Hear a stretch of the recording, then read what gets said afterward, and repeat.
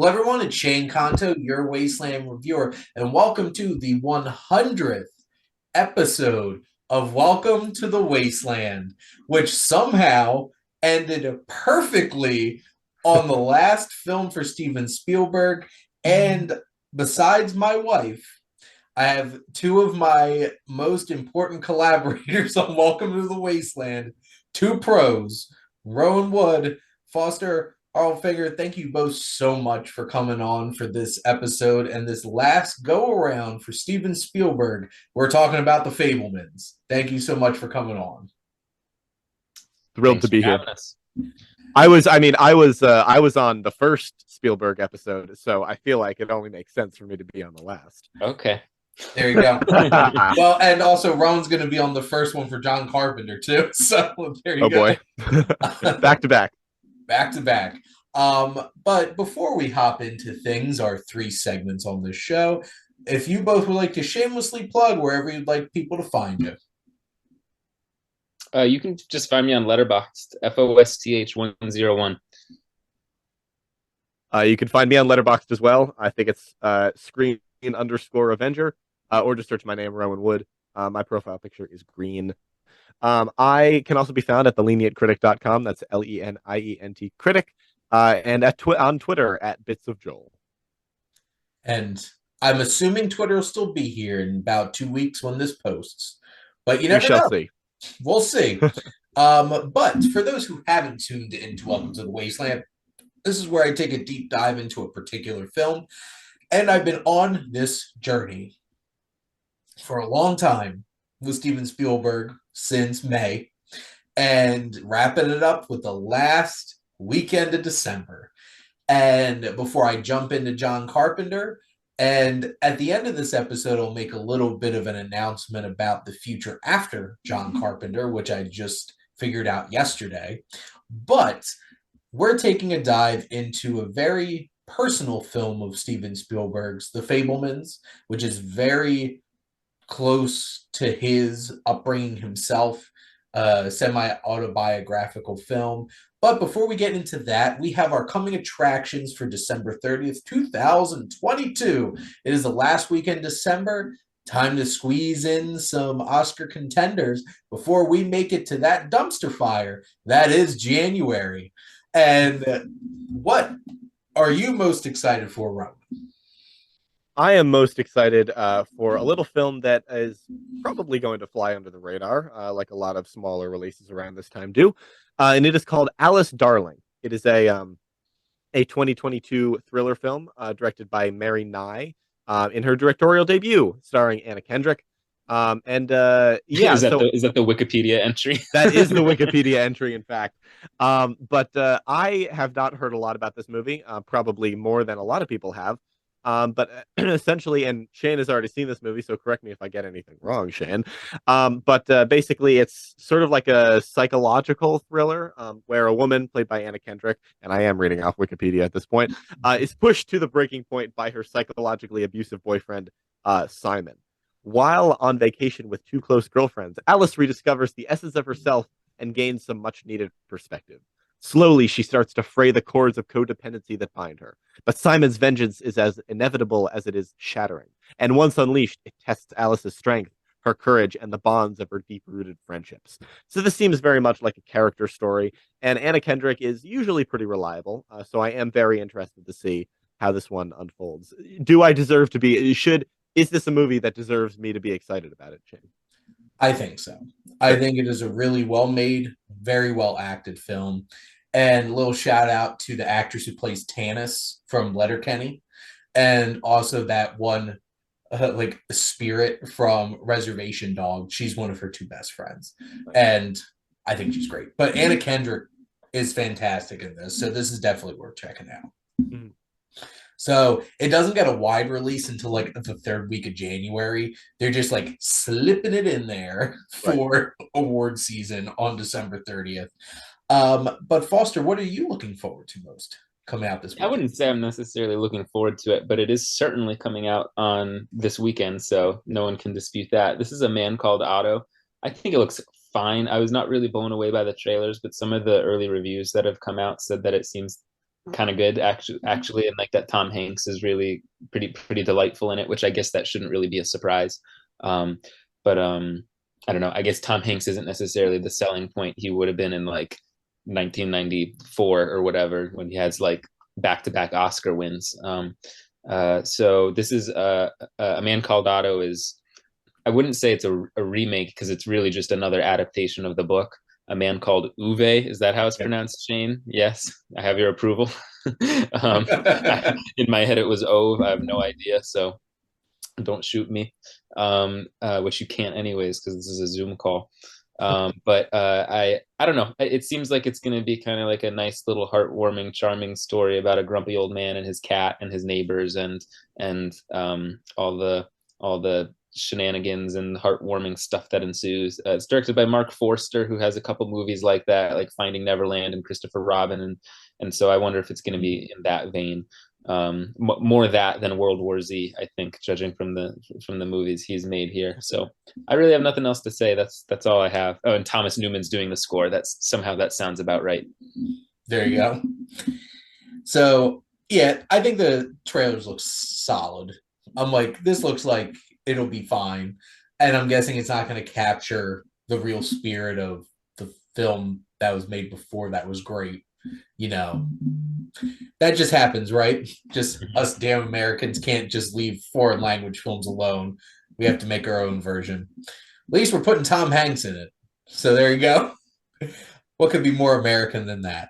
Now, we have my pick, which is the Netflix release of White Noise, which is Noah Baumbach's next film and starring Adam Driver and Greta Gerwig. I honestly don't know literally anything about this movie besides who made it and who's starring in it. And that was enough for me. I know the reviews have not been great.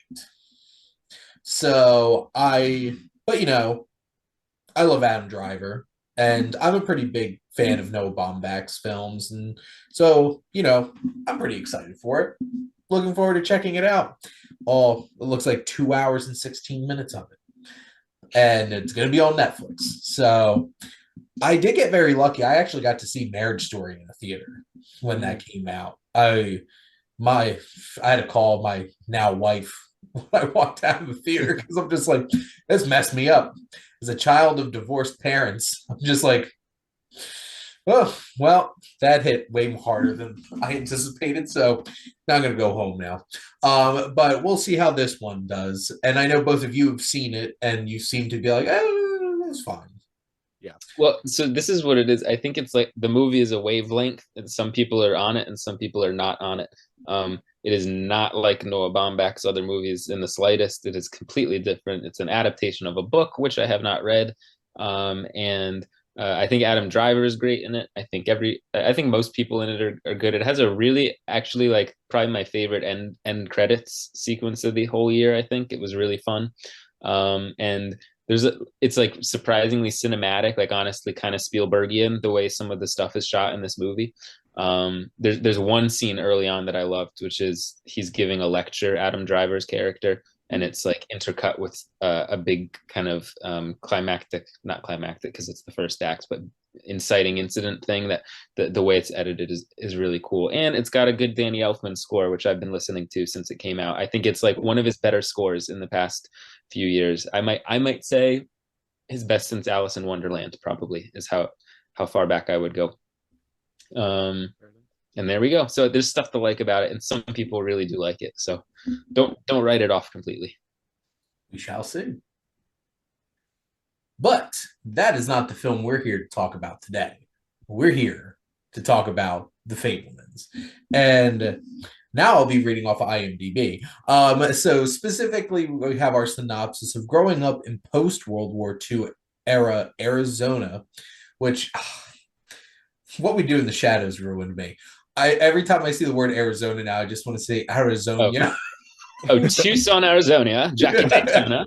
This is how everyone speaks in Tucson, Arizona. New York City. Right. Young Sammy Fabelman aspires to become a filmmaker as he reaches adolescence, but soon discovers a shattering family secret and explores how the power of film can help him see the truth.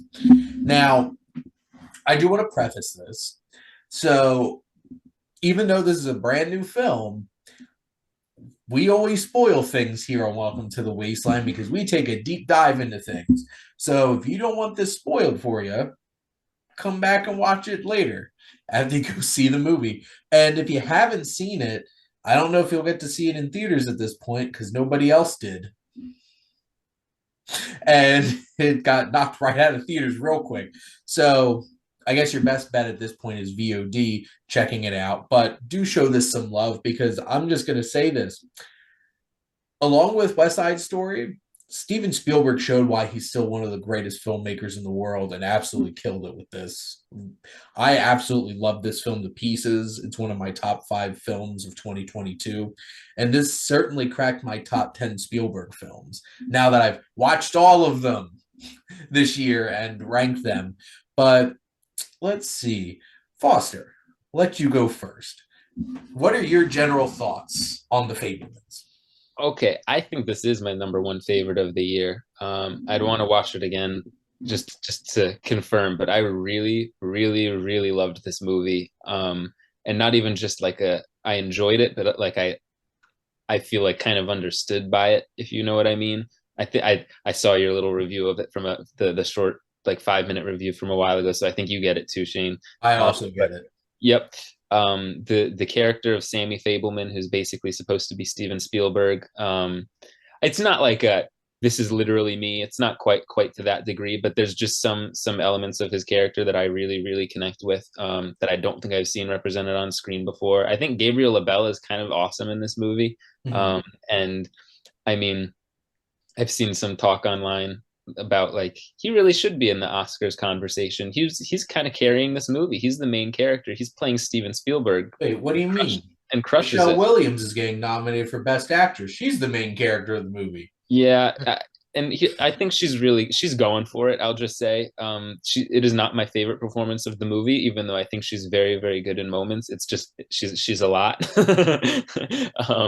but she's really good. I think Paul Dano is great. I love Paul Dano, and really like one surprising MVP Judd Hirsch, I think, comes in for 5 minutes and just steals the whole movie. So I love this a lot. I'm sure I'll have more to say later, but I don't want to hijack the podcast. Oh, I'm sure. How about you, Rowan? What are your general thoughts? Well, I feel like I have sort of a different connection to this movie as an aspiring filmmaker myself. I know there are so many movies that could act as inspiration in that regard. Here is how you do beauty on screen. This is how you this is how you make a movie. But this is not about, I would say this is not about movie making. This is about your life while you're trying to get into this industry, or while you're developing these sensibilities and these dreams. And it's about family. And I really, really connected with that. And honestly, all of the performances are fantastic. I think everyone's great. It uses the time period in an interesting way, because I feel like Spielberg definitely brought in a lot of incidents or just general attitudes of the time, from his upbringing here. And I also just think it's fascinating, all of the little there are a lot of quirks in this movie, and a lot of scenes that honestly I wish the trailers hadn't given away. There's a scene, a sequence rather, where his mother brings a monkey home, that was like just directly in the trailers, and I was disappointed, because I feel like that's a nice little thing that sort of, because it comes out of nowhere in the movie, and I feel like for that to come out of nowhere while you're watching it, I think is how the scene was actually intended to be done. But everything about this movie, I think, is pretty fantastic. The John Williams score, just it perfectly conveys the emotion, and all of the there's a track. I love listening to soundtracks. I know Foster does too. And there's a track called "Mother and Son" that just perfectly, like, it just makes me feel all of the feelings that the movie made me feel just all over again. And when a score is able to do that, that's just it. It's really special. Um, and yeah, I don't know. I just love the one of the lines from this movie. I think it was think it was Michelle Williams that said it. Movies are dreams that you never forget. I'm not going to be forgetting this one for a while. Definitely in my top echelon of Spielberg movies. I do feel like this obviously is very personal, this film, and it has a very deep connection in that way. And you can feel it. There's a lot of emotion here. This is something that, like, this is a 2.5 hour film. I never felt like this was a 2.5 hour film. I felt like this moved well. I love the opening sequence of this film where they go to the movies and his parents trying to like talk him down about it, and then you see the marquee and it's the greatest show on earth, and you're just like, wow, a lot of people sure love that movie now. And as this is a Best Picture winner that many people don't believe should have won Best Picture. Yeah. But you're watching it and the whole train sequence, and you're just like, because like, I just wish could have experienced that in the way that, like, all of us grew up. We know like movies existed. Movies existed for so like 100 years plus by the time we were kids, and like this was still a time where films were really pushing things. And like, can you imagine sitting there in a theater and just seeing this train and you're all just like, and just this explosion and just the magic of this little boy trying to recreate that. And that scene with him and his mom watching that projector in that little closet of that film of the train like hitting into the car and like knocking off the tracks and everything. There's something so magical about that sequence in this film that just captures the whole entire spirit of this film and just runs through the whole length of it. And all the way up until the final scene, which I definitely want to save that to the end because I do want to talk about that final scene. But definitely a spoiler, because if you haven't seen it, I don't want that spoiled for you. But like all the way through, just the way that Sammy sees the world. And, and I guess this is probably the biggest hint for spoilers here of like, his parents are going to be separating and they're having this very emotional moment, and all he sees is himself trying to capture the perfect shot of it. And that whole entire interaction with his sister afterwards while he's sitting there editing and stuff like that is so indicative of who he is as a person and how he sees the world and the challenge of other people who can't possibly perceive that. And that clash between them. And I'm just like, that's really like the scene for me that made this film stand out so much, is just like, this isn't just a coming of age story. There's something being portrayed here that is deeply resonant and so fascinating about how people can be and how they perceive the world. And Spielberg captures those things in such an amazing way throughout this film. Yeah. I really love this movie. I'm just sitting here as you both are talking about it. I'm thinking about it. This is you ever have a movie and you think to yourself like, this movie understands me and no one else in the world understands it as much as I do. I'm kind of having that feeling right now, not because of you two specifically. I'm just like thinking like, I really, really love this movie. This is one of my favorite movies I've ever seen in my life. I think like, I just remember walking out of the theater and then just like, I don't know, feeling like kind of changed a little bit. I think the opening scene is also great. I think Spielberg is great at casting kids, like that kid, his eyes as he's looking up at the screen. I also appreciate that it's the greatest show on earth. It's not something obvious like Gone with the Wind or something like that. It's like it's what it is. It's the movie that I guess inspired him when he was that young. Like I just saw Empire of Light, the Sam Mendes movie, and the movies that they choose to show in the theater there feel so obvious. It'll be like all the big hits from like 1979 and 1980s, so it's like all that jazz and being there, and it's like this is not the movie that would be inspiring Olivia Colman right now, but did you see Empire of Light? Yeah. It's like really she's connecting with being there on that deep level. I do not buy that for her character one bit. So I appreciate the choice of movie, and it makes me want to see it too. I didn't have a huge desire to see it before this, but um, yeah. And let me think. I mean, where to even go from there? I think the stuff that just like on a basic level, the filmmaking stuff is really fun when you see him as a teenager exploring how to make movies for the first time, and some of the little tricks he does, you're like, wow, that is so Steven Spielberg. Like he gives off vibes of being like a really big budget indie director, and that even like with as big a budget as he has, it's still just like let's come up with little tricks to try and make this look more expensive than it is, or to try and convince you that people are actually being shot, so they poke holes into the film or something like that. Isn't that one of the things they do in this? Or like the stepping on the boards to lift up the dust every time they get shot. Like it's just really fun. Like that stuff is just great. And it is so like on the negative side, I've heard some people say that they don't like when it takes the detour into just typical John Hughes high school stuff.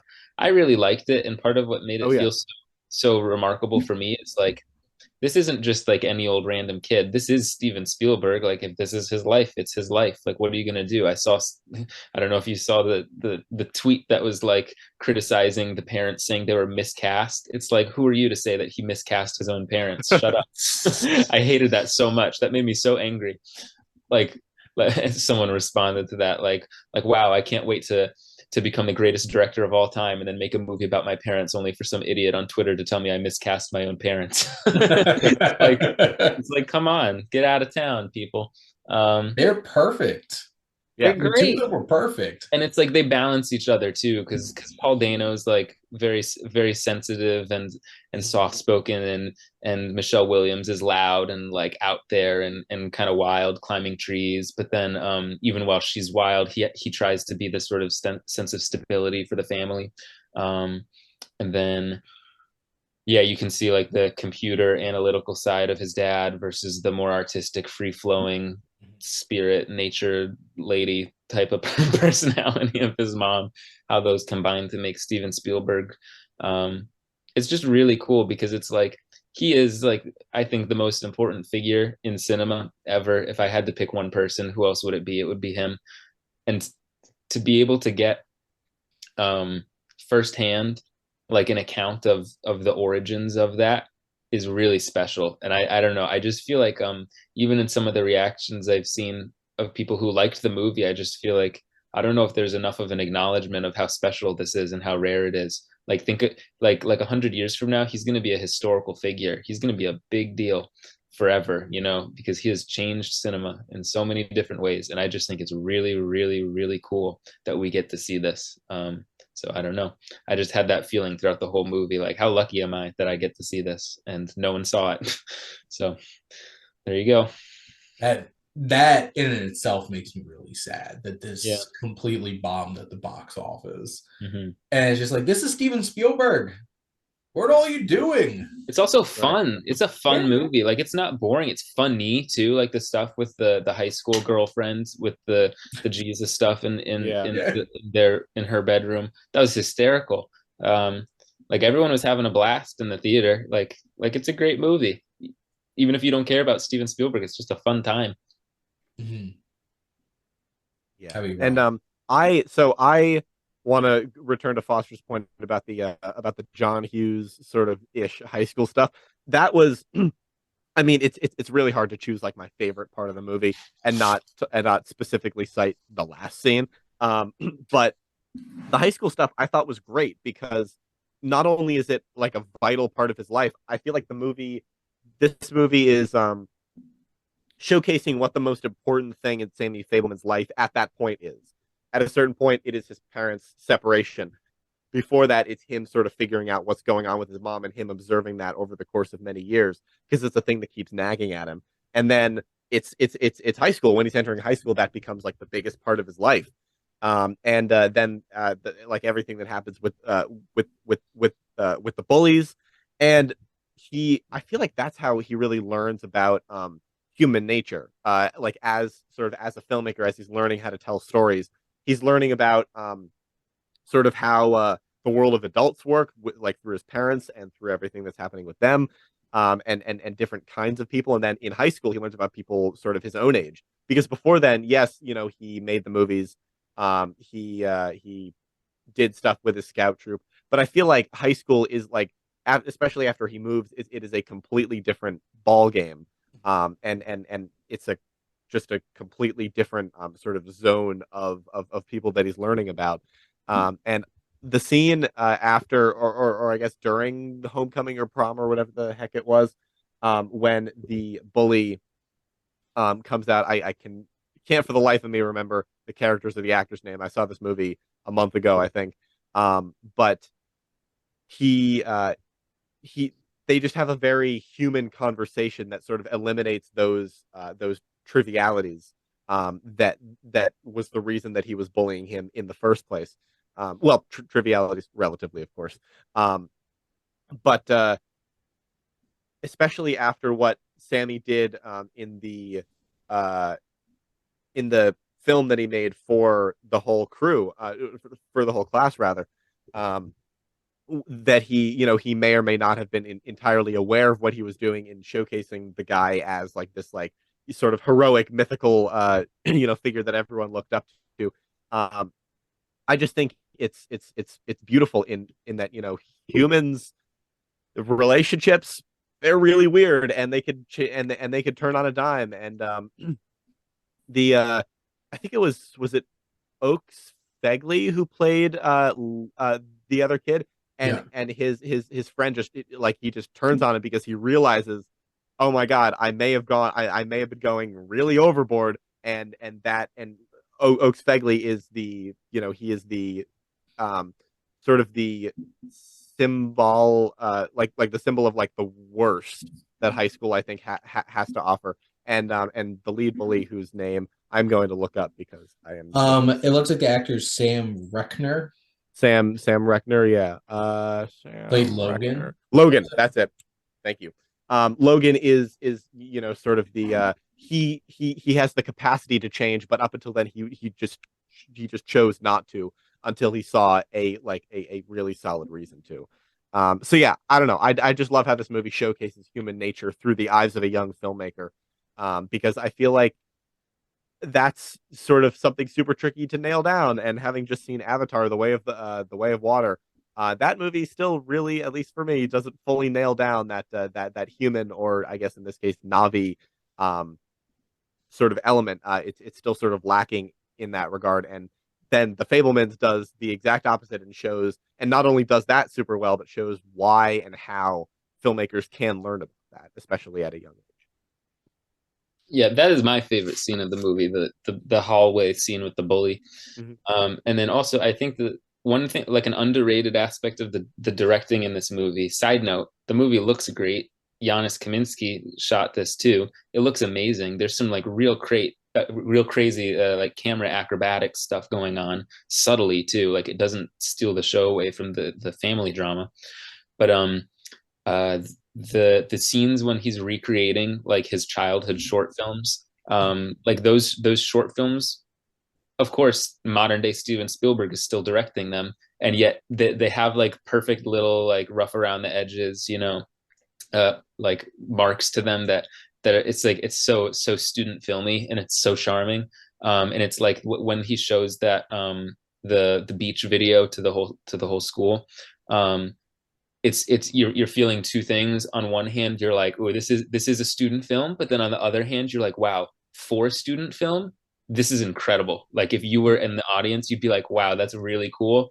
And then you're just feeling all the emotions that like they must have been feeling in the room, like wow, this kid is like really kind of talented, and we've all been making fun of him. And then of course, like yeah, like throughout the back of my head the whole movie, when they're being like when they're making all the anti-Semitic comments, like with the bagel in the locker or whatever. um what better comeback to that than you get bullied in high school for being Jewish, and then you go on to make Schindler's List, and you win Best Picture, Best Director, and like every Oscar under the sun. I mean, come on. So like, I'm just like the whole movie, you can't not think about the fact that it's Steven Spielberg in the back of your head, and it's amazing. Um, yeah, that was my point there. Yeah, I think with the scene in the hallway, what's so fascinating and what makes this so different is the way that this is resolved. Because like he didn't beat up his bully, he didn't turn in his bully. He made a film and made the decision to make the bully look good to everyone because it made a better film. Yes. And in what coming of age story do you beat the bully by transcending the bully? And I feel like the bully like Logan understood that on some level afterwards, after that conversation of like, this, like, Sammy's beyond this high school BS. Like, he's already seeing the world in the way that he needs to be who he's going to be in the future. And he's kind of left everybody else behind. It's kind of like he doesn't have time for the bully to get petty about him being his bully if it means him making a great film. And I think it takes a kind of person to get past those kind of trivial things with people to be able to create something. And it doesn't matter if it's a film or like you're going to have to work with people you don't like throughout your whole entire life. And it's something very mature about Sammy in that way. And whether it's necessary out of maturity or just the way that he perceives the world, because it also goes back to that scene with his sister where she calls him so selfish, where like all he's thinking about is his films when like their family's falling apart. And can Sammy help it? This is how Sammy processes things. This is how Sammy sees things. And that's what makes Sammy such an interesting character. And Gabriel LaBelle plays him so perfectly. And like when he's down, he's just like, I made a better film. And just like in that moment, it's just like, that was such a great moment. And fun side note, fun fact. My mom's boyfriend's like the great uncle of Oaks Fagley. Really? Yeah. Wow. Like that's so sorry. That's so I gotta map that out. Because he'll occasionally, oh, have you seen either Oaks or Winslow's new movie? Or something like that occasionally. I'm just like, and it took me a minute because like Oak Fagley's grown up a lot. Oh yeah. I did not recognize him at first. Because like this is the kid, he's from Peach Dragon, right? Mm-hmm. Yep. Like this kid's grown up a lot. I'm just like, because the whole time I'm like, he looks familiar. And then I remember looking at the credits, I'm like, wait a minute. That was who that was. But just there's so many specific moments that really capture something special. And, you know, the whole entire sequence with Judd Hirsch just rolling in here, stealing the show. I love him. I love him so much. Even going back to growing up, just watching Independence Day. And it's just like, you all listen to my David. And all of that. And this, like that scene, like he represents something very interesting that I think helps Sammy realize something about himself. And because like his mom doesn't see the world the same way that most people see the world. And it's a very interesting dynamic with his father. And get to that scene between that last scene between him and Paul Dano later. But like there's something really intense and thought-provoking about that scene that Gabriel LaBelle shares with Judd Hirsch. And it's just like they showed Judd Hirsch in the trailer. I'm like, oh, Judd Hirsch is in this. And then Judd Hirsch is in it for 5 minutes and out of a 2-hour and 30-minute movie and just, you know, steals it. And him and Paul Dano are both getting Best Supporting Actor buzz for their roles in this. And they both should, no matter what the screen time was. Right. But I think one of the most, like, I don't know if either of you want to add anything about that scene with Judd Hirsch in it before I move on to something else. Not that scene, but I have a lot more to say about the movie as a whole. Yeah. Okay, but because like, sorry, one scene that hit me was towards the end of the film where like Sammy's having this anxiety attack, and just the way that his dad just handles that so perfectly, so calmly, and so tenderly. It's just like, this is why you get Paul Dano in this movie. And And it was also how crazy that he's this and the Riddler in the same year. well, and I was literally about to say, it's so weird seeing him in this, thinking about, no, this isn't how this was supposed to go. Ave Maria. Yep. And just like, because he's so creepy in so many things. And it was funny because I rewatched Swiss Army Man this morning because I'm going to be talking about that with Robert. Oh, what did you think of it? This is my second time watching it. Did you like it more? Because I remember you didn't like it. I think I got it this time. Okay. I definitely didn't get it the first time, but like I really feel like I understood what this film was trying to do this time around. And he's so great in it. And he just that scene, he's so calm, and the way that he helps Sammy really gain perspective in that scene is so wonderful. And then the way he sees the picture of the mom, and it just changes a little bit, like his affect and how he's interacting. It's just like that scene was so beautiful. Mm-hmm. I mean, it really is like a hodgepodge of memories of different people who have like impacted Steven Spielberg in some way, like his mom, like Judd Hirsch. And like here's the thing is like you could criticize that, I guess, is like, oh, Judd Hirsch comes in for one scene to deliver the thesis of the movie. But it's like that's real life. That's what happens. Sometimes someone says something and it just hits you at the right moment. And it's like otherwise, who cares about them? You know, like but like when you think of like Inside Out, like the little core memories that we all have, like this is what it is. This is like a movie of Steven Spielberg's core memories, basically. And yeah, one other thing I want to say about the bully hallway scene, it has a really fun like wink and a nod where the bully's like, don't tell anybody about this, and he's like, don't worry, I would never do that. I mean, like unless I make like a movie about it or something someday, which I would never do. You know, I loved that. Here's the thing. I feel like lesser directors would have more winks and nods like that. This movie has one wink and a nod, and that's it. And Yeah. because it's Steven Spielberg, I'm like, you know what? This man has earned the right to do a fun little joke like that, and it worked perfectly. And it was like it was just one. It was perfect. It was tasteful. It was funny, and I loved it so much. And of course, it's like this is not just like some rando doing like a movie about their, because you know how sometimes you'll get a director to do like like I just saw Armageddon Time like a month ago, and James Gray is doing a retrospective on his life, and it's a fine movie, but it's like who are you to deserve a whole retrospective on your life right now compared to someone like Steven Spielberg, when it's like this man, if anybody gets a director retrospective movie, it should be him. So it's like he's earned this, I feel, to be a little silly. Also, just another random scene that I loved is when he's in the movie theater seeing Man Who Shot Liberty Valance, and the kids are like talking, and he's like, shut up, you know, and then he like moves a couple rows forward, and I'm like, that's relatable, you know, like going to a movie with another person and just like having fun, but wishing they would, you know, stop talking, or wishing they would not go on their phone, or wishing they would, you know what I'm saying? Like I really relate to that. But it's like you don't want to say anything because you don't want to like break the friendship, but you're like in the zone right now and you're trying to watch the movie and you're getting it on a deeper level than the person sitting. You know what I'm saying? Like, Yeah, that's relatable. Yeah, I don't know.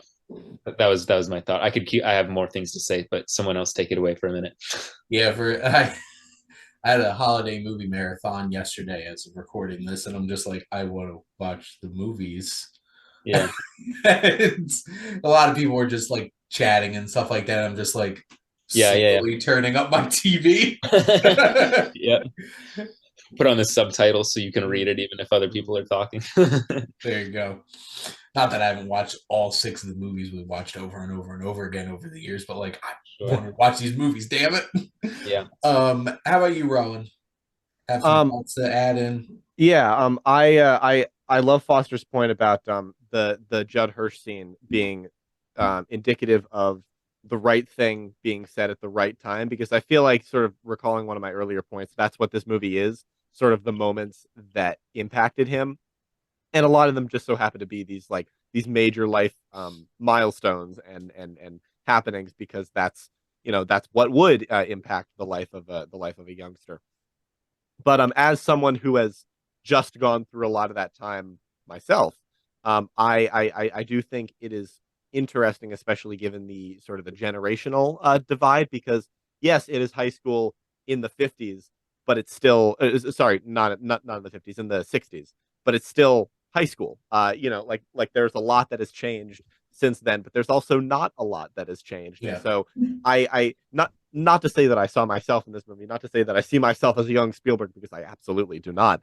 But I did quite enjoy the fact how personable this movie was, personal and personable, because like you can see yourself as Sammy Fabelman, even if your dreams are different, even if your circumstances are different. It just felt so much like, oh, despite this happening 50, 60 years ago, this is something that I feel like could happen to me. It feels very realistic and it feels very naturalistic, despite being not exactly a heightened reality, but very dramatized, I think. Yep. One random scene that stands out to me. I think the movie has really great editing. And in fact, editing of scenes in which Sammy is editing too, as well. So the scene where he uncovers the secret. So again, big spoilers now, because I had no idea about this going into it. I guess I should have known from like the not so subtle plot synopses that are everywhere. Now that I've seen the movie, I'm like, what are you doing? You're like giving stuff away, Right. like a family secret. Family secret. But I had no idea even that they were getting divorced, let alone that there was an affair.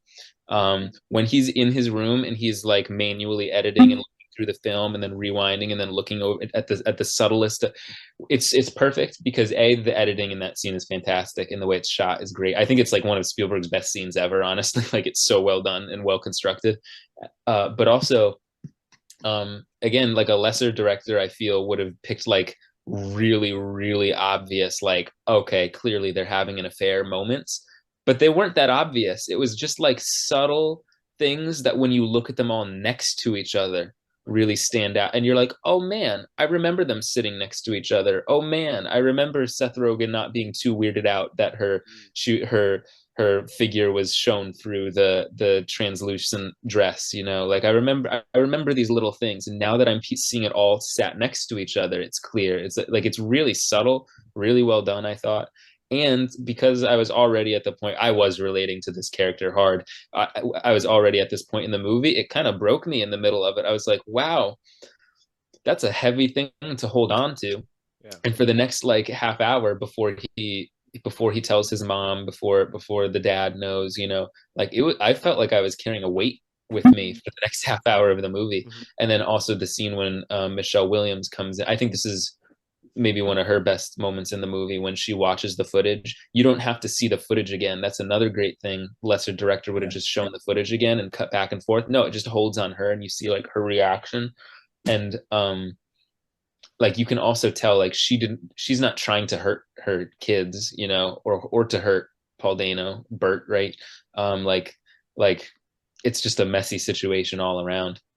So those are some good standout scenes. And then one thing I want to say is like it's kind of a bold take that the movie takes on Mitzi's character, which is not to condemn her for the affair, even though it's like clearly she's probably she is in the wrong here for having the affair, obviously. But like it does take the stance that she would not have been happy or fulfilled in this marriage, and the marriage itself was not the right fit for her. And to have that stance from the point of view of the child, Steven Spielberg, is kind of big, but it also shows you it's like, it's like she did it in the wrong way. Like I don't think the movie is trying to make excuses for her like going out and having an affair, but that is another one of those core memories for Steven Spielberg, it seems, even if he didn't realize it at the time. In retrospect, he can go back and realize that she is following her dreams, to put it super simply. She is like realizing that this life is not really the right fit for her, not even that it's a bad life. Like she clearly does not hate Bert, I don't think, right? It's just not the right fit. Yeah. Very obviously, like throughout the whole movie, they're a weird pairing. They do not mesh well really together. In terms of, like she's not fulfilled, you know. And so that is something that Steven Spielberg clearly took with him, so that when he's going and pursuing his filmmaking dreams, he knows that that's what he needs to do in order to be fulfilled, even if it seems crazy to everyone around him. So that's like a lesson he was able to take from his mom, even while he was angry at her, right?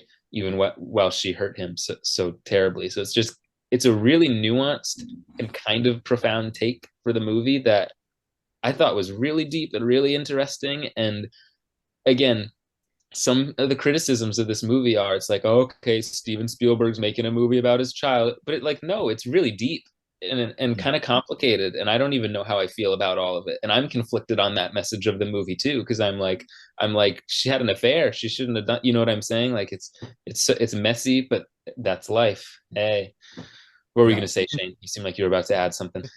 And I think that makes it so much. It's what makes this film so deep and complicated, and it just resonates even more with that final scene when Paul Dano sees that picture, because like he's being mature about it too. He's letting her go, but he can't help but still be hurt, because it's like he loved her, and I think and this is really sad to think about, but I think on some level she brought something out different in him and pushed him. Yeah. And unfortunately for her, I feel like he kind of like restrained her a little bit. Constrained her. Yeah.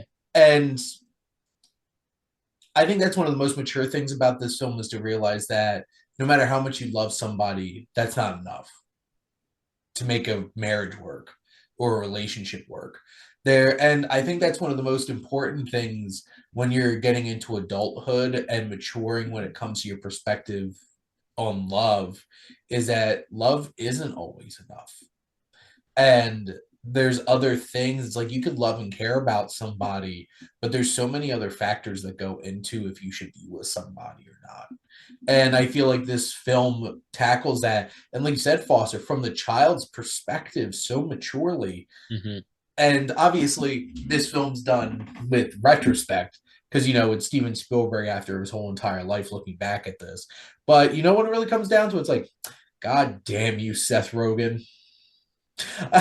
That was just, when I heard he was in this movie, like I thought, for some reason, I thought I heard that he was like Sammy's uncle or something, but obviously turned out to be his dad's best friend and his mom's even better friend. They call him Uncle Benny though. Yeah, and I think that's what was the confusing part when, like, before the movie came out. But like, as it turned out, it's just like, I did not see that coming. I did not expect that to be part of this film at all. And like you said, Foster, that scene where he's cracking the case, quote unquote, is so impressive and so well done. And the whole sequence of the film where this pulls back all the layers to reveal what's been going on, and then leading into the divorce scene, them telling the kids about the divorce, it's all heartbreaking. And all at the core of it is Sammy seeing it in a more mature way, and Sammy also just seeing all of his heartache through the lens of a camera and thinking about what's the best way to capture the drama of it all. Is so fascinating. Yeah. So when we find out that they're having the affair, like, because before that, Benny's like the light of the movie. He's so fun. You love him. He's like the guy you always love to have around. But then when you have the affair, I hated him for like 15 minutes or so. I was like, I can't believe you're breaking up my family, like, because I'm in the movie at the moment. But then like he gives him the camera, right? That scene outside of the video store. It's like, even in spite of the affair, Benny is still another person who had a huge impact on Spielberg, probably like in terms of the optimism and just the never not being afraid to be silly, and then also encouraging Steven Spielberg / Sammy Fabelman to pursue his passions. It's like, what's interesting is that every single person in this movie surrounding Sammy Fabelman, like his mom, dad, Benny, are complex people that you cannot boil down to being 100% morally in the right or wrong. They're all very flawed people, yet they all have a lesson that they can impart onto him. So it's just really, again, pretty nuanced, I feel, more so than people seem to be giving it credit for. Well, they probably see it more if they saw it.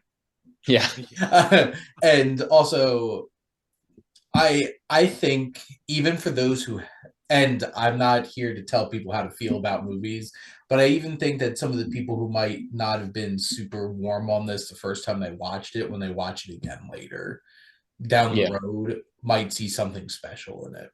But Rowan, do you have any other thoughts you want to throw in? Because I feel like this might be a good time to kind of start reining it in to talk about the one last scene before we get into the recommendations and wrapping up the show. That is what I want to talk about. Actually, the most I have to say is about that last scene. Oh, that scene. And when I just thinking about the press screening that I'm sitting in and just being like, who's he gonna meet? He gets taken into this office. Obviously, they're a famous movie person, and then it starts panning, and then you see the man who shot Posters. the posters. The man shot Liberty Valance. I'm like, wait a minute, and I'm like, he's gonna meet John Ford, and like I picked up on it after the first poster because I knew who directed Man Who Shot Liberty Valance. But I'm just like, my roommate called it. He when they mentioned some like the famous person that he was going to see, my roommate leaned over and he was like, "Rowan, I know who it is. You're going to love it." Because he knew like he was relatively familiar with this sort of the incident or the part of Spielberg's life that this was based on. So and he was very excited. when this director, John Ford, walks in, has like the lipstick on his face and everything, and his secretary like cleans him up, and he walks in, and it's David Lynch sitting there. I was like, oh my God. And then the world's greatest advice. That sequence at the end got me. And then the final shot was perfect. How the camera adjusts. So great. But Ron, what were your thoughts about that final Well, scene? this is what young filmmakers dream about. Is meeting the director or a director that had such a massive influence on them growing up and developing their love and their passion. They're like the dream is to have some advice, any advice, like any sort of advice imparted on them by one of the people that they look up to the most. And so this is like I can only imagine this was a dream come true for Sammy Fabelman and for Steven Spielberg, even if this wasn't exactly that piece of advice. Although I have a feeling it's pretty It darn was. close There's a to what he video. got You can watch it. Go from John on Ford. YouTube Yeah. right now. There's an interview from like 10 years ago of Steven Spielberg recounting this. It's identical. I will definitely check it out. But yeah, and so the fact that we get this so blatant and so blunt and so honest from John Ford, and to have it come from David Lynch's mouth as well, is just so incredible. And the last shot, probably one of my favorite final shots of a movie ever. Just so clever, so sweet, so heartfelt, and just like even if there wasn't the shift to the further horizon, it's framed so well as well, and it just looks beautiful. So definitely like the perfect way to end this movie. Foster. Yeah, I'm gonna wrap up my thoughts on the movie and then I'll come to the end. This is Okay. I really loved this movie, and it's like keeps rising the more we're talking about it. Did you all see the last blockbuster documentary like a year ago that was on Netflix? No. Yeah. So part of what that made me feel was like, I wish I'd been born like 5 years earlier at least, just so that could have been like my high school job, because I would have been so suited for it, like to be the person in the video store who's like recommending movies. And then also there's like a sort of camaraderie between the people that work there, because it's like you're all probably movie nerds, and you can, and then you'll have the repeat customers, like the ones that kind of like clerks, So like that documentary, which I thought was very average, like really made me feel a lot, because I was like feeling nostalgic for a time that I didn't even exist. This movie gives me a similar feeling in that I really feel nostalgic for the movie making era that this takes place in, like the physical editing of like cutting with scissors and laying it down on the spokes or whatever. I don't even know all the terminology. and the going to a store to physically purchase a camera and to physically purchase reels of film, and then upping from like 8 millimeter to whatever, like there's something about that I'm feeling like really strongly nostalgic towards. And part of what makes me emotional when I watch this movie is lingering in the back of my head all the time. I think to myself, I should be making movies, you know, and I feel like were the stars aligned in just a little bit of a different way, I feel like that's what I would be doing. I don't think it'll ever happen just for various reasons, but like that also makes me really emotional when I watch this movie, because I'm like, I wonder if I had grown up in this era where it was like not so easily handed to me, where I can like just pick up my phone, because it's like it's too easy now almost. There's no risk really. Like I don't know. So it makes me, like I'm saying, feel nostalgic for that time.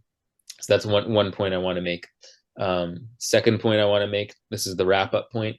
I think I've decided over the past year that Steven Spielberg is my favorite director, which is something I don't really. I don't. You two wouldn't know this. I don't change my favorites and of anything ever. Really, it happens like once every few years. In my entire life, I've had this would be my third time I've had a favorite director. Like the generic one in middle school, high school is Christopher Nolan. Everyone has, and then I said Edgar Wright for a while, but now I think it's him.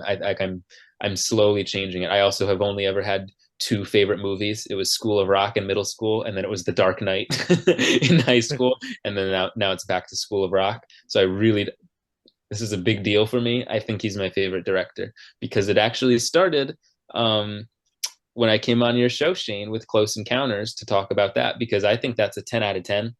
The first time I had watched it, I think I had it at like a 7, and then now I'm a few years older, and I'm like, what was I smoking?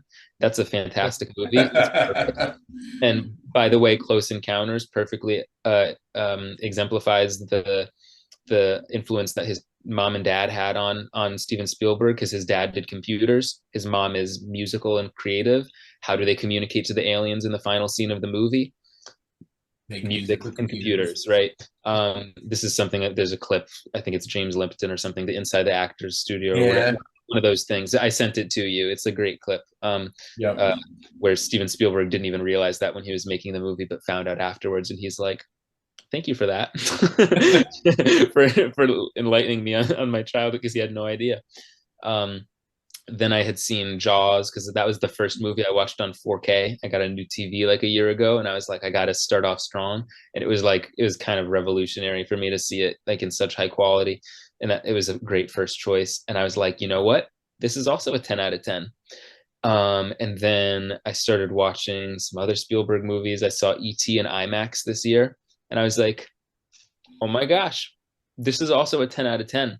I started bawling when he starts flying in front of the moon. I rewatched all the Indiana Jones movies. I'm not as big an Indiana Jones person, but I bumped those ratings up too for most of those, for 3 out of 4 of those. And then I rewatched Bridge of Spies. I'm like, you know what? This is a great movie. I've rewatched like 10 to 15 Spielberg movies in the past year, just for various reasons. A couple of them for your show, even like Amistad, which I thought was fine, has like one of the greatest opening scenes I've ever seen. It's like they're all so well shot. And then really what's connecting with me is like over the past few, this is my therapy session right now. I'm learning a lot more about myself the past few years and who I am as a person and the things I value. And I have a very deep sense of optimism about the world and in the way I carry myself. And I feel very, very seen by Steven Spielberg's movies, to be honest with you. The overly sentimental thing where it's just like, aren't people great? And isn't this sweet? And isn't this like E.T. is just about a boy in the air, like that sort of stuff. For some people, it's like overly schmaltzy and like kind of corny, but it makes me cry like with all of them. And it really, really connects with me right now where I am at this point in my life. So seeing the Fabelmans, now I'm transitioning, is like the culmination of all of that. This is another 10 out of 10 Spielberg movie for me. And I'm sure there will be a few more as I continue to rewatch some of them. I also rewatched West Side Story, by the way, a week or two ago, bumped that rating up as well. But seeing the Fabelmans and then seeing the origins of this man and then seeing like the childlike enthusiasm he has for movies and for movie making really moves me. And I think this is just a great movie, and it's one of my favorite movies of all time. And the final shot, after the David Lynch scene, which is perfect, where they adjust the horizon, is the perfect final note to end on. I'm not saying Spielberg should die, but it would be a great like final shot to his final movie if he were to die. We're getting a Bullet movie. Say that again. We're getting a Frank Bullet movie. I'm so excited for the Bullet movie, but like it would be a shame if he did like another BFG or something and then died right after that, and that was his final movie when he has this perfect capstone. But the what's so great about the final shot is the like childlike whimsy and enthusiasm and love for movies and movie making and love for life, and it's just like a perfect note of optimism to end the story on, because he's like really a kid at heart and really speaks to me. I think it's a great movie. 10 out of 10. I'm done. Let's move on. Would recommend. Yes. So, recommendations. Foster, what are you recommending?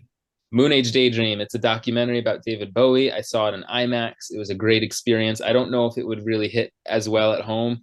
It's not really like an informative documentary as much as it is like a concert filled like in between the songs with some like, you know, pseudo psychological babble from David Bowie. You know, I feel like the fly, you know, I'm falling in the whatever, and you're like, okay, it sounds like this is Spinal Tap. And you're like, okay, whatever, but you're David Bowie, so we'll let you get away with it.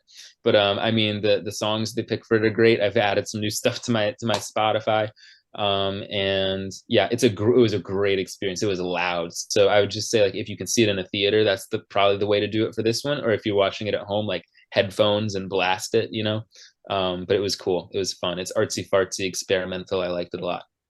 I also saw it. Well, I saw it at a press screening on an IMAX screen and AMC, and at 9 o'clock at night. Why was the press screening that late? I have no idea, but boy, was it an experience. Rowan, what's your recommendation? I'm going to recommend a documentary called Behind the Curve, which is about flat earthers and the flat earth movement that I watched a couple days ago. I love this movie. It is hilarious.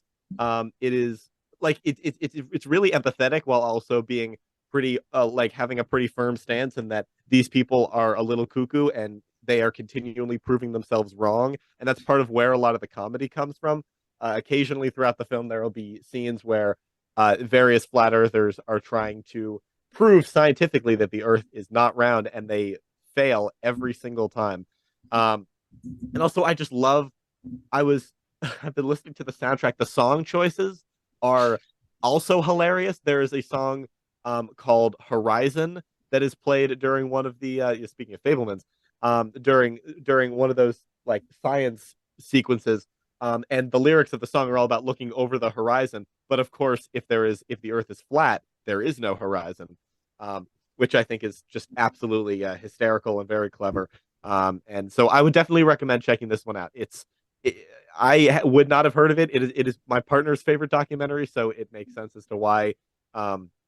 I think my enjoyment was probably enhanced in that sense, but generally, yes, this is definitely an underrated documentary, I would say. So definitely check it out. Well, there you go. And it's opened your eyes to the truth of our, to the truth possibilities. of our planet. Yes, yes, you see the light now. Yeah. There you go. You see the light as the Earth turns because it's round. Lies. So new movie that I saw, Avatar: The Way of the Water. Saw this at a press screening this week in IMAX 3D, and you know, I think that the first film has a mediocre story and looks great, and this one hit me a lot better. And I'm like, good for you, James Cameron, for proving me wrong. Not so great. It just announced that it looks like it made $134 million domestically this weekend, which is a good $50 million less than it was projected to. So, not great. But it did make over $400 million worldwide. So it's the second biggest global opening of the year, but this movie cost over $350 million to make. So we'll see if it has the legs of the first one. Then I had a holiday movie marathon yesterday. I rewatched a whole bunch of my own movies, and one of which is one of my favorite Christmas movies. And I have a little bone to pick with this not being included on our SiftPop Best Ever challenge because it's quote unquote debatable if it's a Christmas movie, and that's Die Hard. Because I will argue with anyone who tries to tell me this movie is not a Christmas movie with all of the evidence to the contrary. Just because it's an action movie doesn't mean it can't be a Christmas movie too. And it's also great. It's one of the best action movies ever. So if you haven't seen Die Hard, no matter what season it is, you should watch it. And then Rowan and I just talked about Valhalla Rising. I liked it a lot more than Rowan, but if you want a weird, eerie, visual feast of violence and Nicholas Winding Refn just doing his thing, if you really like his stuff, I think you'll like this. Maybe you won't. Maybe you'll be more like Rowan, but you know what? It's worth a shot. And those are our recommendations. And to wrap things up on this 100th episode, I do really appreciate having Rowan and Foster here because both of you have been awesome coming on plenty to fill in or to take movies that nobody else wants to come on and talk about. And I appreciate you both. So thank you so much for coming on for this episode. Oh, and this ends Spielberg. Wow. It's been a long journey. Quite a ride, yeah. Yeah, back to back with Scorsese. This has been a long ride. It feels so long ago because with the Coens and Stanley Kubrick, I didn't even have guests on every episode. It felt so long ago. I did most of the Coen brother ones by myself, which that was at the infancy of this show. My favorite directors. And honestly, Foster, I relate with you a lot. My favorites don't change often. Mm-hmm. And like watching all of Scorsese's film, he skyrocketed on my top directors list because I felt heard, my fellow paisan. And I do have a great deeper appreciation for Steven Spielberg after this. And he just made so many great films.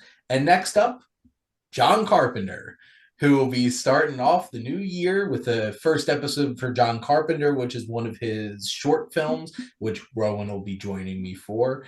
And also a special announcement. You all will be the first ones to hear besides my wife and those who I mentioned this yesterday at my party. So, quick little story.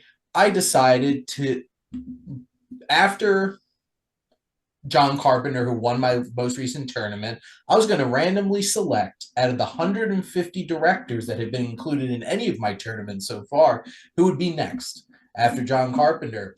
And because of the Fabelmans, my wife and I were talking about it, and she's like, how crazy would it be if you had John Ford next? And then I did the random number generator, and guess who it landed on?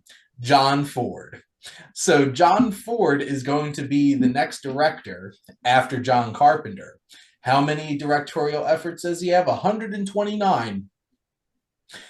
But I went through all of them, and at least 50 of them can't be found anywhere.